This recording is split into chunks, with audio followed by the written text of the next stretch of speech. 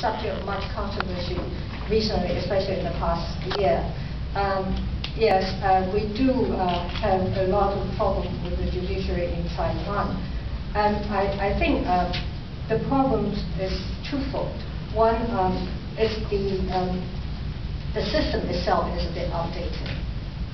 And it requires a major effort to make the system consistent with the requirements of the modern society. And in particular, the human rights elements of this criminal procedure law in Taiwan is very, very outdated, obsolete. And it is a system that is patterned after the continental European ones, and not the modern ones, the new ones. So that requires a lot of changes. And so the system itself needs to be changed. And what is the most troublesome aspect of the current system is that it gives the prosecutors a great discretionary power.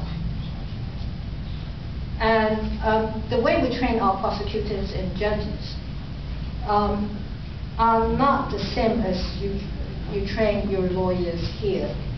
We train them in a judicial training school, and it is a very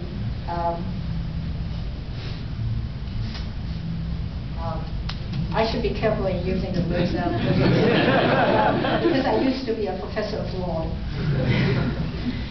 So no, we don't train our lawyers and judges in a modern way, in the sense that we don't teach them much about human rights and about impartiality of the judicial system.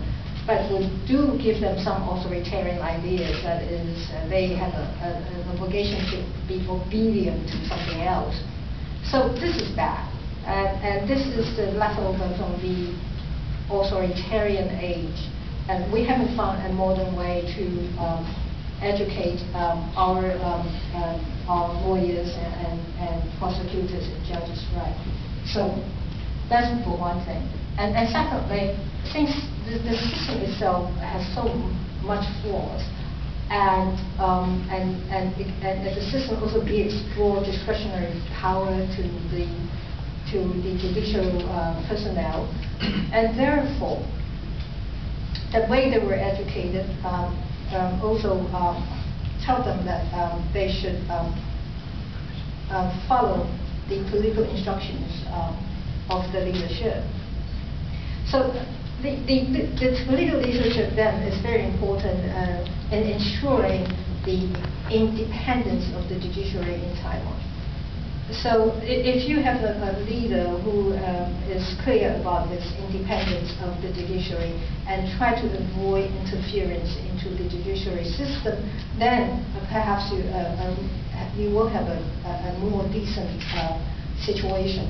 But if the political leadership is someone who wants to take advantage of this full discretionary power of the prosecutory system, then it is a problem. And this is a problem we're facing now. We have seen so many cases in which DPP politicians were investigated. And we just left the government last year, and it is very difficult to find any political appointee who worked for the DP administration in that 8 years is not subject to a judicial investigation. And as the chair of the party, I have to worry about who in the party is subject to which investigation.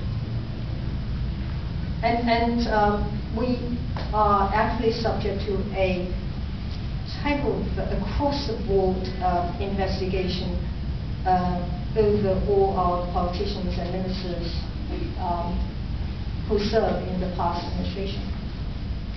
And it gives people to wonder whether this is something of a political purge or perjury. Now, and law seems to be enforced in a selective way, depending on the political color of the ones who are investigated. And there are many cases that can be used for illustration, but I can't spend another hour on the cases. But what I'm trying to say is that yes, we do have a problem of judicial independence, and partly because the system is not right, and partly because the political leadership.